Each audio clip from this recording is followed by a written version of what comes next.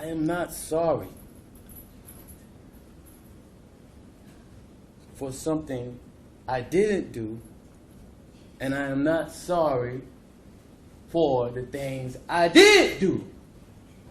Mr. Oneal, All right. listen, stop.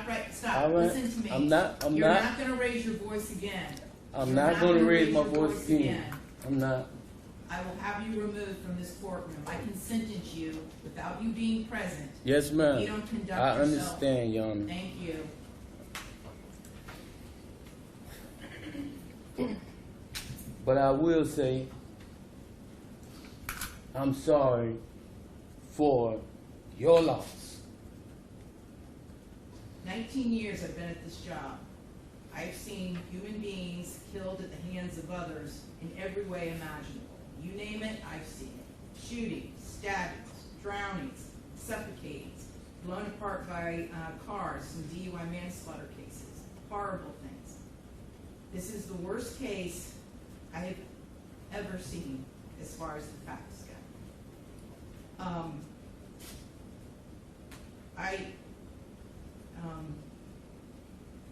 When the person from fire department, when he testified, and when he said that he retrieved the body of Ronnie Oneal from the home, and all he could do was sob. It took every ounce I had not to start sobbing too. Because there is no way any person with any feeling could have witnessed or seen the photos of what occurred that night and not be haunted for the rest of your life. I know I will be. For the rest of my life, I'll be haunted by what I saw as far as the evidence and just the abject cruelty of it all. The abject cruelty.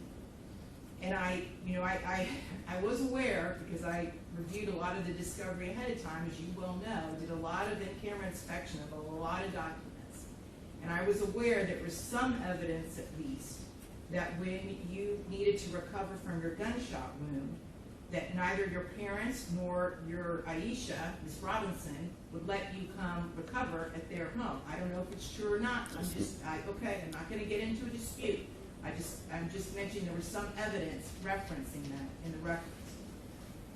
And all I can think about, because I knew that Miss Barron was not with you romantically at the time. And I knew that she just, out of the goodness of her heart, let you come stay with her. And it is beyond tragic that that critical decision ended in so much horror for her and for her children. It is unspeakably cruel what happened as a result of that one decision.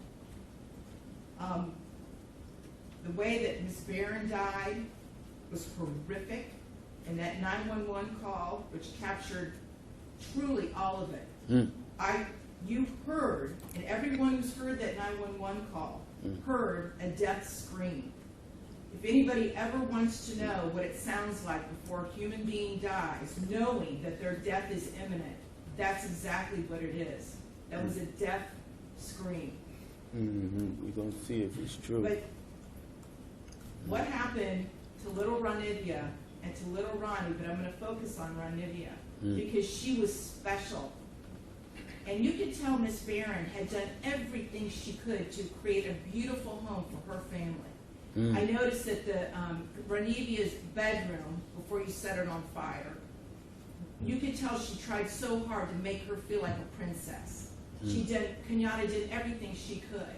And I noticed too in the kitchen, on the refrigerator, she put up magnets that said faith, love, family, hope. And then you know what else happened to that refrigerator during that night? It got splattered with blood all over it due to what happened. Little Ronivia, she couldn't scream, she couldn't run away, and she witnessed what you did to her mother as far as shooting her mother in the arm with the gunshot. She knew. And the horror that that child suffered. And she already had a life where she was born with challenges regarding her physical and her mental disabilities. But the pain and suffering that she suffered that night at your hands, unspeakable. unspeakable, absolutely unspeakable. And at the moment, that first time you struck her with that hatchet, and little Ronnie testified that all he could see was tears coming out of his sister's face. At that moment, that child knew.